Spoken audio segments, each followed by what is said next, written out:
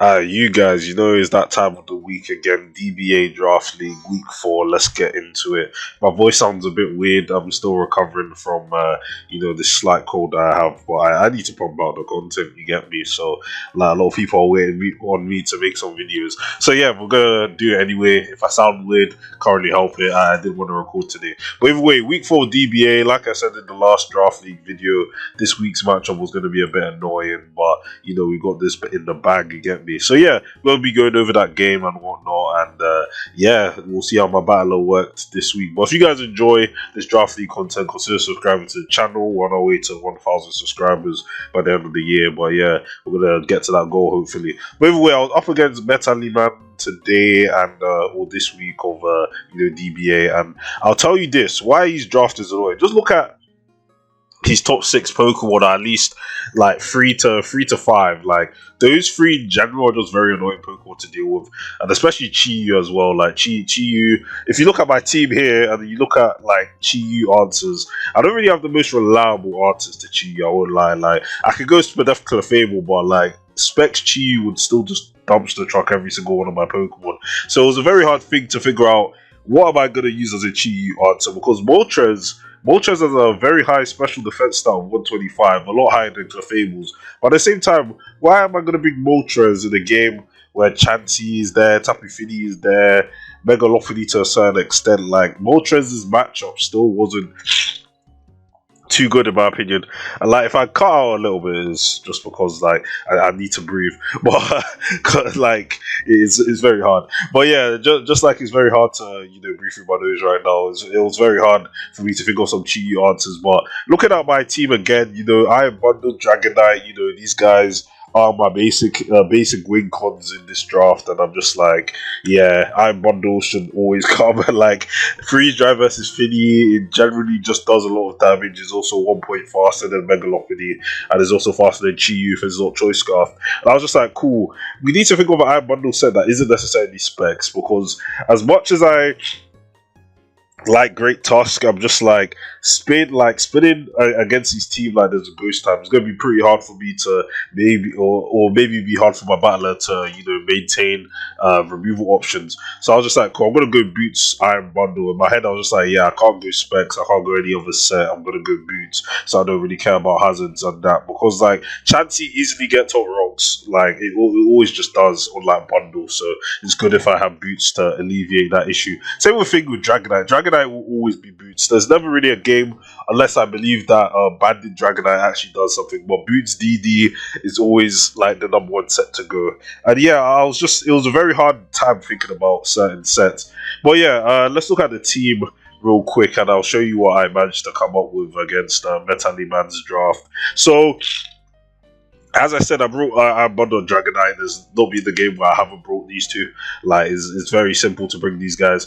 As I said, I went heavy duty Boots. Like, it's a typical Iron Bundle move set. Like, it doesn't really have anything else to run. You run your dual stabs plus freeze dry. Then I went flip turn last, so I can actually so my battler can actually, momentum on Chansey, because it's a very obvious switch in, or even Corviknight, for example, like you flip turn and you manage to get in, anyone else. But yeah, we went DD again, but I decided to go Tera Fighting Dragonite with a superpower, because I'm not gonna lie, I was thinking any other. I was firstly thinking of Terra Electric Dragonite, because that beats Corviknight and that beats Tapu Fini. But at the same time, I have to respect Chansey's bulk. Like, it might have 5 base defense, but when you have such a massive HP stat plus Light, you actually just take like minimal damage from physical attacks. If I at least could hit Chansey for super effective damage, seeing how obviously it can't Terra because it's not his Terra captain. Like, I wanted to nuke Chansey like very much with superpower, so that's why I have it. And I also have Scarf Great Tusk. Scarf Great Tusk is very good in the sense that, if they don't go to Scarf Chi-Yu, you obviously beat that. Megalophony's outspan, you beat that. Knockoff is also just very good versus anything else on his team. Knockoff Finny's leftovers or potential choice item. Knockoff Corviknight's leftovers. Knockoff Chansey's Light. Like, the speed control was necessary this game, and obviously the required EVs were to outspeed, Megalophony after Choice Scarf, because that's his fastest Pokemon. We bring Gloom again, the 1 point Gloom, which, is worth 1 point and still does work every single game I bring it is insane. But like I brought Gloom for the sheer sake of having a fighting.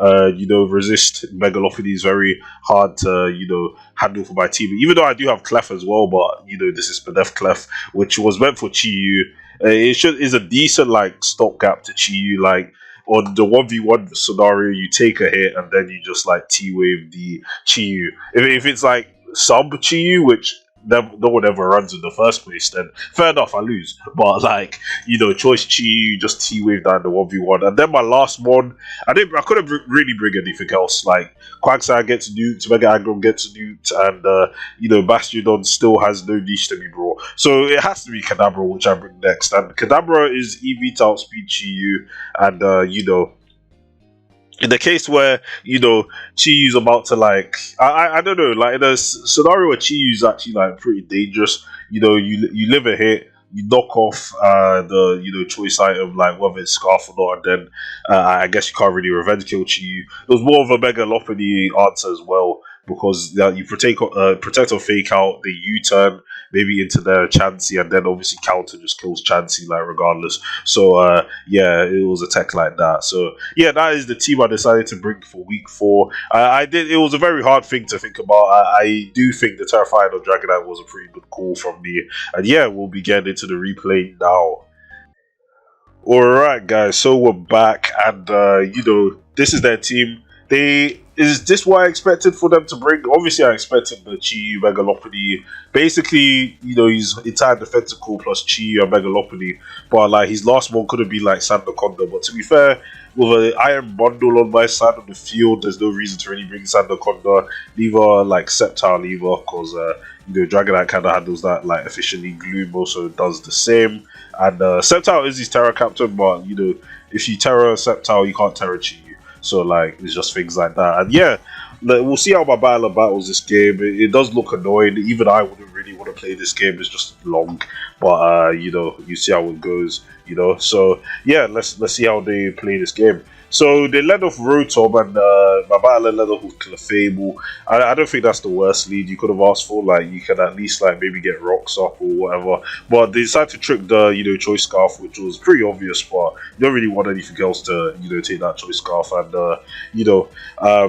go to Great Tusk here, and like this is okay for now. Like obviously you're weak to flying like Brave Bird, but like it's basically free knockoff in a sense. Like if you get rid of Corviknight's leftovers, that would be pretty good as well. Oh, it wasn't even leftovers. So they were Helmet, which also is pretty nice because there's no like passive recovery. So Clefable comes out on the Corviknight again. And like there's only 8 roosts, so 1 already gone at that stage of the game. T-Wave miss, doesn't matter really.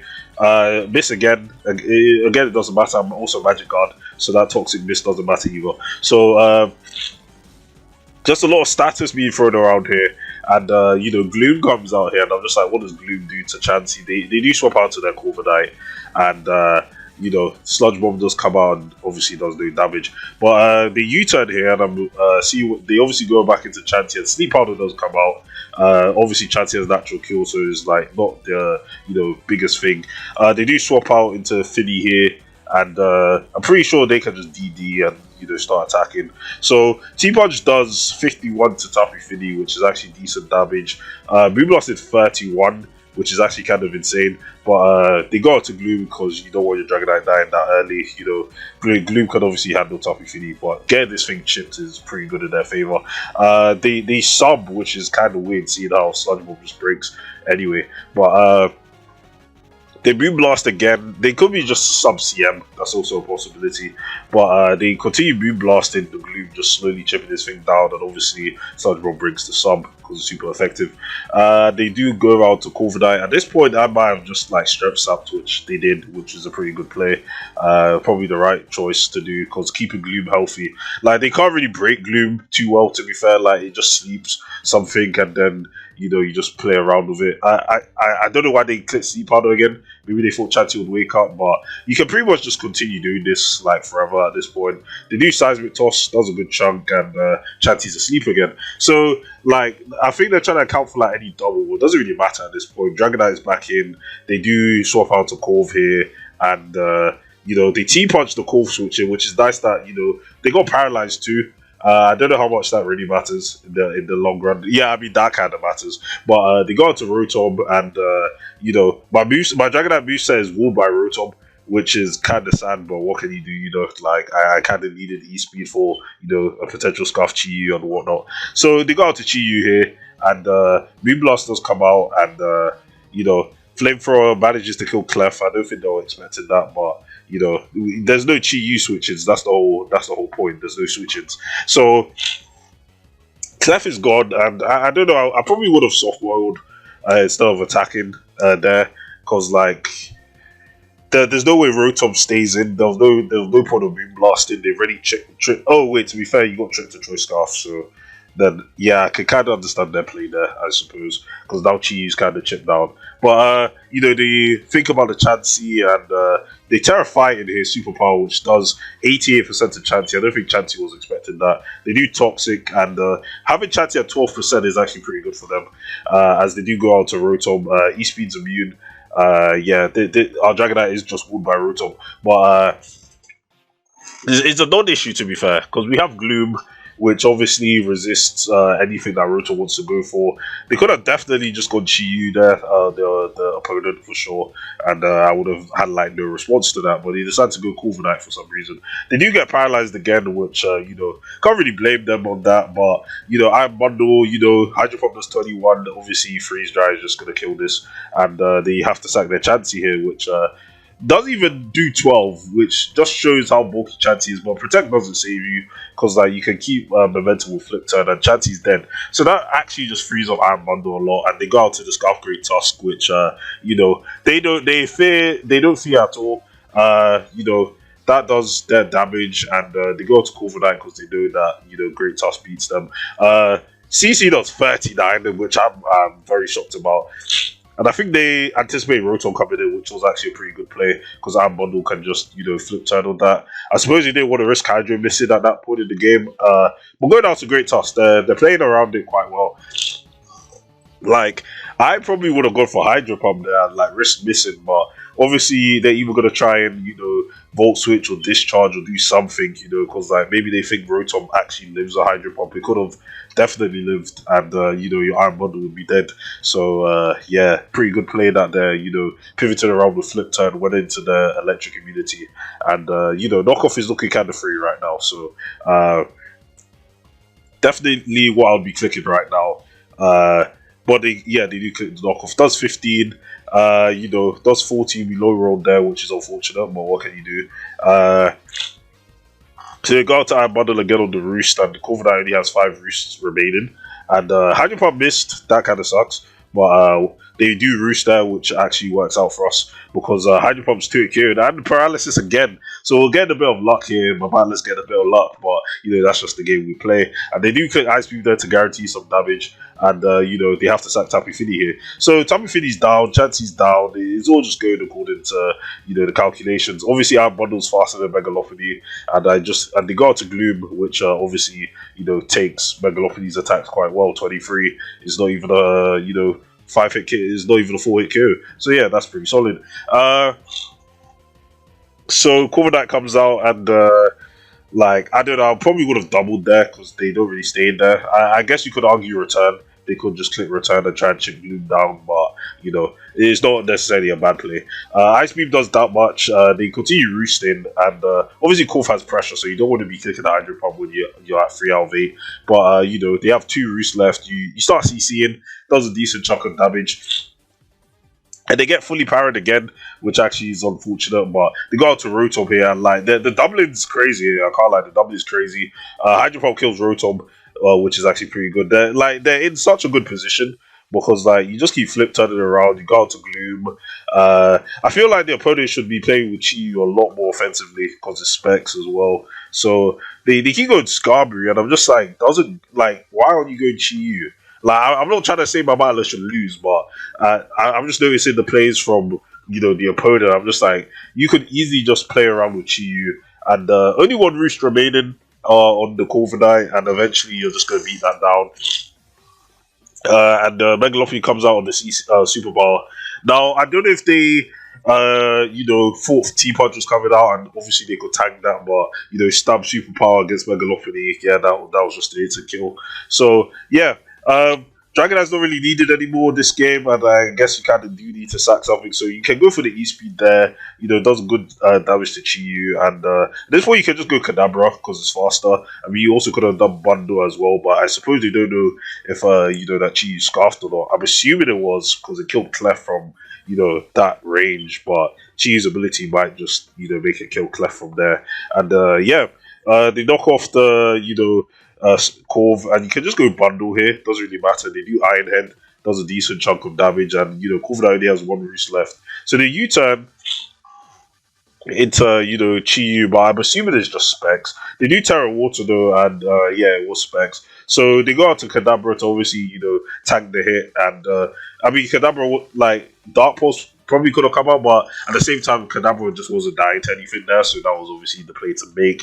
You're obviously faster than it, and, you know, Kadabra can just start clicking, you know, knock off, psychic, whatever. They go out to Bundle here, and at this point, it doesn't even matter what double the opponent can make. Like, my battler knows that you can just click Ice Beam and, like, Ice Beam twice and just win the game from here. So, yeah, Iron Bundle picks up the last 2 kills, and, yeah, the game's done. So, that was a pretty fun game to see. My battler didn't really make any bad plays. They played pretty well, all things considered. Luck was a bit on their side, like with some of the full powers on Corviknight, but that is just how the game was played. I wouldn't say overall any play was bad. I do think the opponent should have. Excuse me. The opponent should have definitely gone into Chiyu a lot more times that game, especially when Clef was dead, because, like, I had no switch-ins to Chiyu at all this game. Or maybe they could have just gone Scarf Chiyu. I would have had a lot of a harder time with Scarf Chiyu. So, I don't know. It was definitely a prep diff this game, and, you know, a bit of hacks here and there, but I do think my battler played pretty well, and, you know, there was a prep diff on the opponent's side. But yeah, we win our 4th week of DBA. We're undefeated. Come look at the MVP race, yeah, and Kadabra is 20th place. Like, Kadabra is doing better than Mega Alakazam. That's 2 evolution stages higher than Kadabra. You know, I would say that is like Kadabra for 2 points is putting in the work. For 1 point, Gloom is putting in the work. Like, you see what Gloom did that game? Slept, just kept sleeping the Chansey, just kept sleeping it. You know, took Megalophony CC. I'm just like, 1 point as well. Like, I'm the only guy doing this in this draft league. I'm telling you guys, I'm the only guy doing this. Like, there's no one else that drafted a 1 point so that's doing as much work as Gloom is. Like, I just know what I'm doing. It's just how it is. You get me? So yeah, pretty fun. Pretty fun week, all things considered, and let's see what I'm facing week 5 actually. So in week 5, I am up against Blindness. Oh wait, that's week 6. Week 5, I'm up against Drake, and let's see what Drake's team is looking like. Definitely less annoyed than this week's matchup. Anything can happen, you know. I could actually lose next week, but we don't lose around here. It's a eventuality that will never come to me. So yeah, we'll prep for this, and obviously we'll continue the undefeated streak. You get me? Like, we're just 4-0, so we'll see how it goes. But I want to thank you guys for watching this video, even despite me struggling to, you know, stay alive right now. But yeah, I'll see you guys in the next one. Peace.